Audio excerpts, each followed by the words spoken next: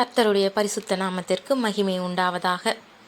இன்றைக்கான அனுதின ஆவிக்குரிய ஆகாரம். யாக்கோபு எகிப்து தேசத்திலே 17 வருஷம் இருந்தான். யாக்கோபுடைய ஆயுசு நாட்கள் 147 வருஷம்.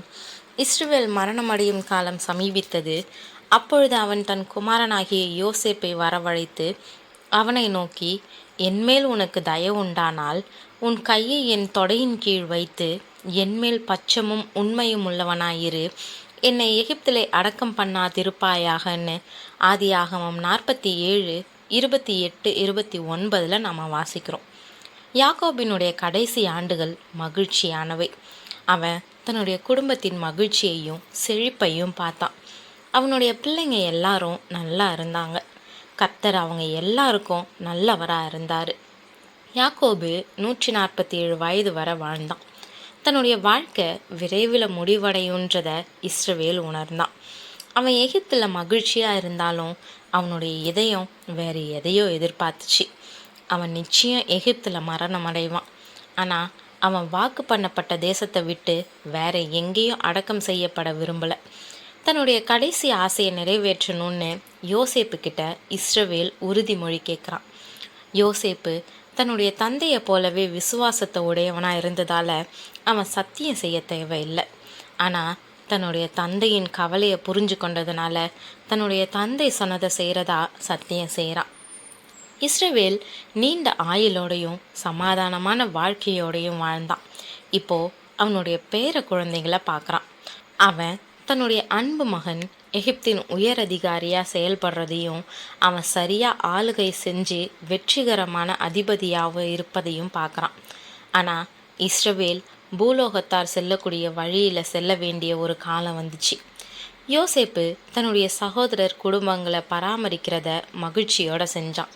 ஆனால் அவன் தன்னுடைய தோள்களில் பெரும் பொறுப்புகளை சுமந்ததுனால அவனுடைய அந்த பொறுப்புகளை நிறைவேற்ற வேண்டியிருந்துச்சு.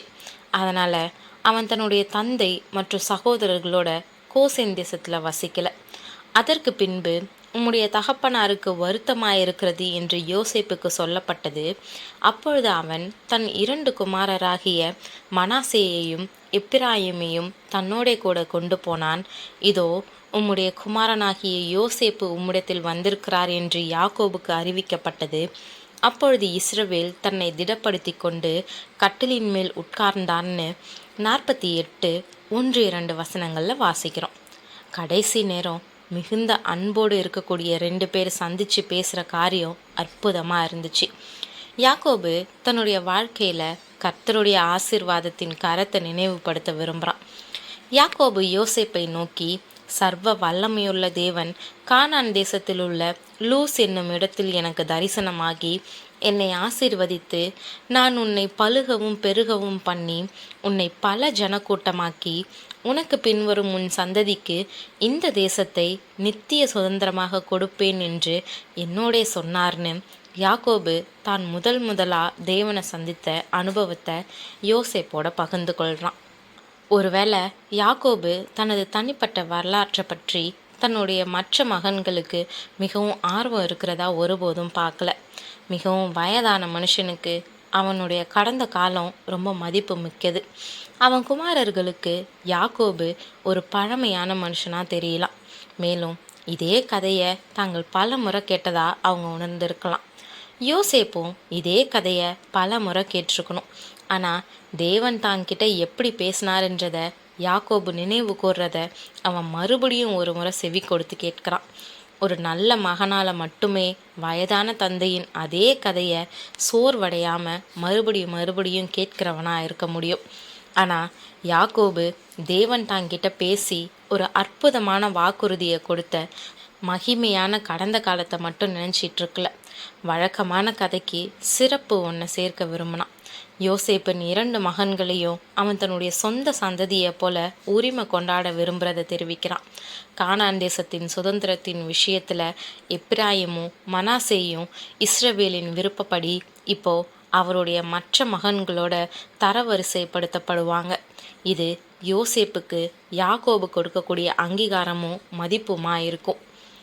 பிரியமானவர்களே, தங்களுடைய வாழ்க்கையில் எந்த பங்கும் இல்லை, அவனுக்கு உரிமையும் இல்லைன்னு அற்பமாக விற்கப்பட்டவன் தான் இந்த யோசேப்பு.